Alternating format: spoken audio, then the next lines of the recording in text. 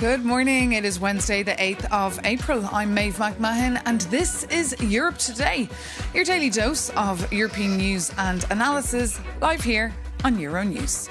Coming up, in an 11th hour deal, the US President Donald Trump has pulled back from threats to launch devastating strikes on Iran. A 2-week truce has been agreed on the condition that the Strait of Hormuz remains open, but Israel says the agreement does not extend to Lebanon. This comes as NATO Secretary-General Mark Rutte heads to Washington today for talks with President Trump. The US leader is angered by allies for not backing his stance on Iran, putting strain on the 77-year-old transatlantic alliance. We'll look at whether NATO without the US is even possible. And just days ahead of key parliamentary elections in Hungary, the US Vice President has criticised the EU over alleged foreign interference.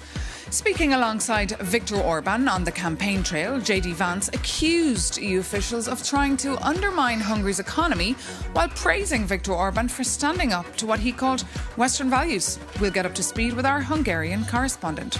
But first, world leaders are reacting cautiously to a ceasefire announcement between the US and Iran that both sides seem to be hailing as a victory.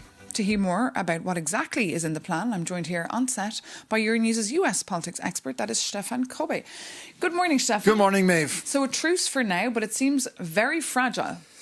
Yes, indeed, Maeve. I mean, first of all, this is not the end of the war. It's a ceasefire. And in our news vocabulary, that's probably the best word we could use today. Now, is it fragile? Yes, because we have seen earlier this morning already attacks in Israel and the region. And are there questions still lingering? Absolutely. The question number one, when does it start? Neither side, neither Trump nor the Iranians would say when it starts. And then the precondition that Trump had said would be absolutely necessary, the reopening of the Strait of Hormuz, that is also a little murky. Iran said it will reopen the strait, but under the condition that it will maintain the control of the management of the strait. So a lot to unpack here, and the Farsi and the American version, the English-speaking version, are not entirely clear. They're not entirely saying the same thing. But, of course, it gives us, the world, the people in the region, a glimmer of hope. And all this comes after an amazing roller coaster 48 hours or more if we include the Easter weekend, when Trump made apocalyptic threats against Iran, trying to force the reopening of the Strait of Hormuz. And just hours before the deadline, he said in a tweet on his social media post, "A whole civilization will die tonight, never to be brought back again. I don't want that to happen, but it probably will." Now, Maeve, we've never heard such language by an American president, at least in public. And this was very disturbing and very troubling, even for military experts that I spoke to yesterday. Now, then, 90 minutes before the deadline, Trump made this announcement of the ceasefire, mentioning the 10-point plan of Iran. And he said this will be a double-sided ceasefire. The reason for doing so is that we have already met and exceeded all military objectives and are very far along with a definitive agreement concerning long-term peace with Iran and peace in the Middle East. Interesting, Maeve, in a subsequent post, Trump spoke of a lot of positive action that he's seeing ahead for the Middle East, said that big money will be made, Iran can start the reconstruction process, and it could be a golden age for the entire Middle East if, of course, things go according to plan. Of course, Stefan, because this is just an announcement for now. A deal still needs to be struck. So all eyes as well on this Friday in Islamabad, whether peace talks take place. Thank you so much for that update, because, of course, Iran, for their part, has said talks will be taking place this Friday in Islamabad, but the White House is yet to confirm their attendance for those talks. For more, we can cross now over to Euronews Leon and bring in our Omid Lahabi from our Farsi news desk. Good morning, Omid. Thank you so much for joining us. Look, we're hearing Iranian state media here portraying this deal as a big victory against the US and Israel. Tell us more. As announced, a 2-week ceasefire agreement has been reached between Iran and the United States. Iran's National Security Council has stated that negotiations to resolve all disputes will begin this Friday in Islamabad based on a 10-point plan. Iran's proposal includes guaranteeing safe shipping in the Strait of Hurmuz. In exchange, they are demanding war repression and the lifting of sanctions. Based on current reports, shipping through the strait will continue during these weeks, but Abbas Araghchi, Iranian foreign minister, said passage would be allowed under Iranian military management. In addition, passing ships must pay a shipping fee to Iran and Oman as coastal states. This is being framed as a standard procedure for pilotage costs, which is already recognized under international maritime law. Another critical point is that Pakistani Prime Minister Shahbaz Sharif mentioned the ceasefire includes Hezbollah. However, Israel has stated that while it will stop attacks on Iran, it will continue its operation against Hezbollah. Indeed. So, of course, this is a significant step, but the situation remains fragile. We'll have to wait and see if this 14-day window leads to a real peace deal or just more tension. Indeed, that's it in a nutshell. Omid Lahabi, thank you so much for bringing us all those details there from Yuronius in Lyon. Well, despite the temporary ceasefire being announced, Saudi Arabia has already said it has intercepted 5 missiles. Also, Qatar, Bahrain and the UAE are still on high alert. For the view from the region, we can cross now straight over to Dubai and bring in Yuronius correspondent Jane Witherspoon. Good morning, Jane. Any reactions so far to this temporary truce?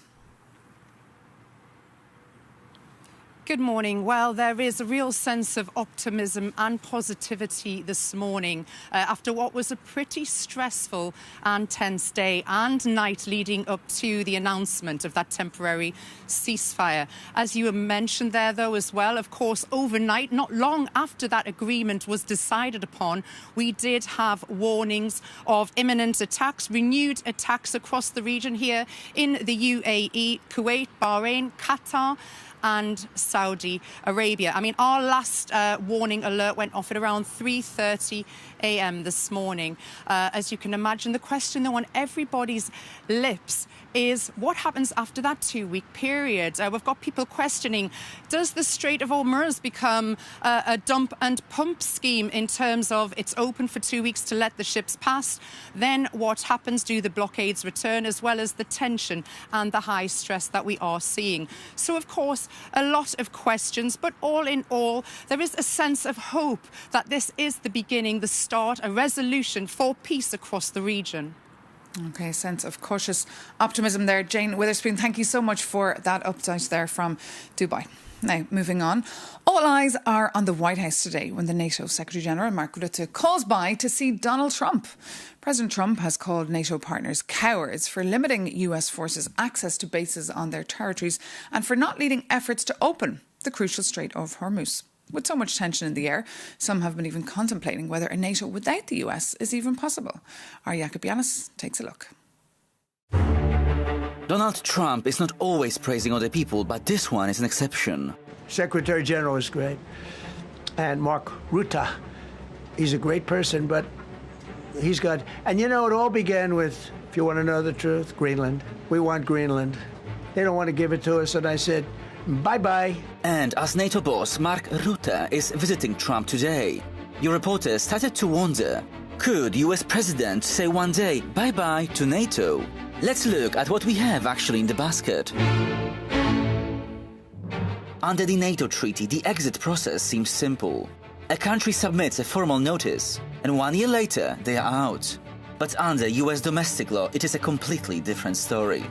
In 2023, legislation was passed to block any president from quitting all by themselves. And to legally withdraw, Trump would need a 2/3 supermajority in the Senate, or a specific act of Congress.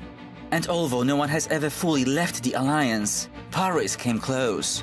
In 1960s, President Charles de Gaulle pulled France out of NATO's military command. US troops were ordered to leave French soil, and the alliance had to pack up its headquarters and move from Paris to Brussels. And it took more than 4 decades for France to rejoin the military command in 2009. However, even if Trump cannot easily withdraw, Experts warn he could still follow a similar path and hollow out US participation. And he could severely slash funding, withdraw key personnel, or simply refuse to honor the mutual defense pledge. And if Washington stays in the alliance in name only, calling it... This is NATO. And I've always said NATO's a paper tiger. And I've always said we help NATO, but they'll never help us. One could say NATO is already weakened from within, having lost the one thing that matters the most, its credibility. And that was Jakob Yanis there reporting for us. Now moving on, the US Vice President J.D. Vance continues his visit to Hungary today, where he's throwing his support behind Hungary's Prime Minister Viktor Orban, just 5 days ahead of crucial parliamentary elections. For more, I'm joined here on set by our Hungarian correspondent, Sándor Zsiros. Good morning. Tell us about this visit and will it have any impact on the outcome of the elections? Good morning, Maeve. Indeed, yesterday morning, J.D. Vance landed in Budapest, and we know for a while that Donald Trump, the US president, loves Viktor Orban. He loves his illiberal politics, and Orban was the only EU leader who openly supported Trump's re-election bid. But Trump doesn't really like to travel that much, so he sent J.D. Vance there, and J.D. Vance was perfect for this job because he also loves Trump, he also loves Orban, but he is very hostile towards the European Union. So he endorsed Orban, he pushed for his re-election bid, but he also sent a very, very strong and brutal message to the European Union and to Brussels. So let's listen to that. I did want to send a signal to everybody, particularly the bureaucrats in Brussels who have done everything that they can to hold down the people of Hungary because they don't like the leader who has actually stood up for the people of Hungary. And I think it's important to say that. The bureaucrats in Brussels have tried to destroy the economy of Hungary. They have tried to make Hungary less energy independent. They have tried to drive up costs for Hungarian consumers.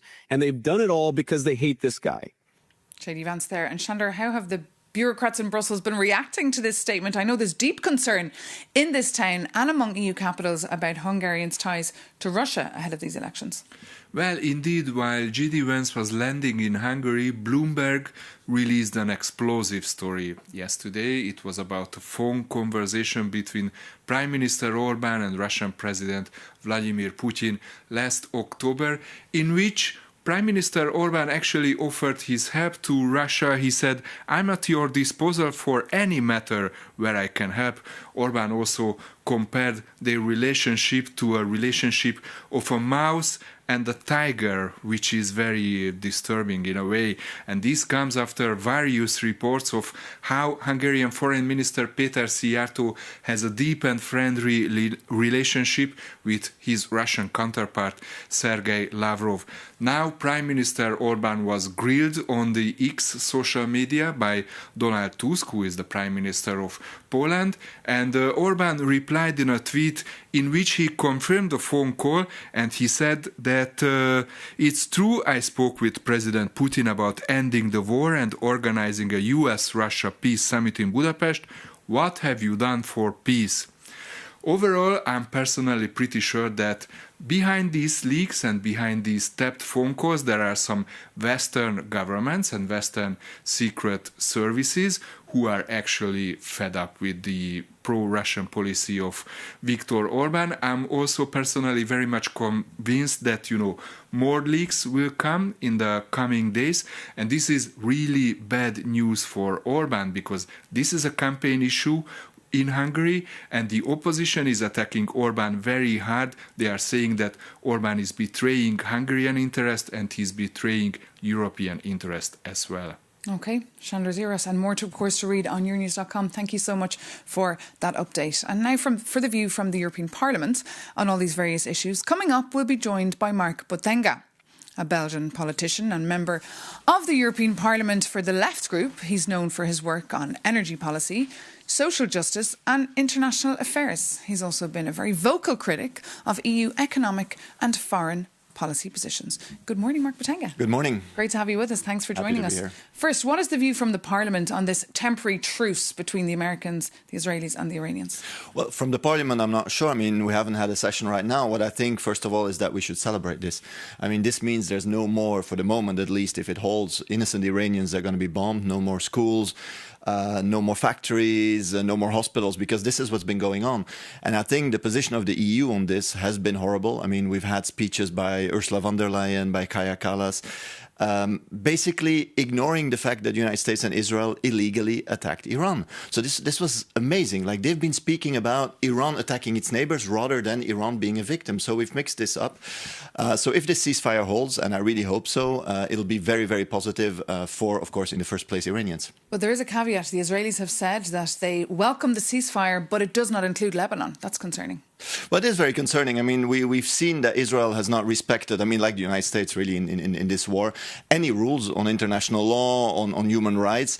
And they are now trying to occupy a big part of Lebanon, you know, up to 1/5 of Lebanon. They've been ethnically cleansing the south of Lebanon. So that's extremely concerning. And once again, let me bring this back to the European Union. Why are we silent? Why are our top officials not condemning this? Why are we not taking sanctions? Well, Antonio Costa, the Council President, has been quite vocal.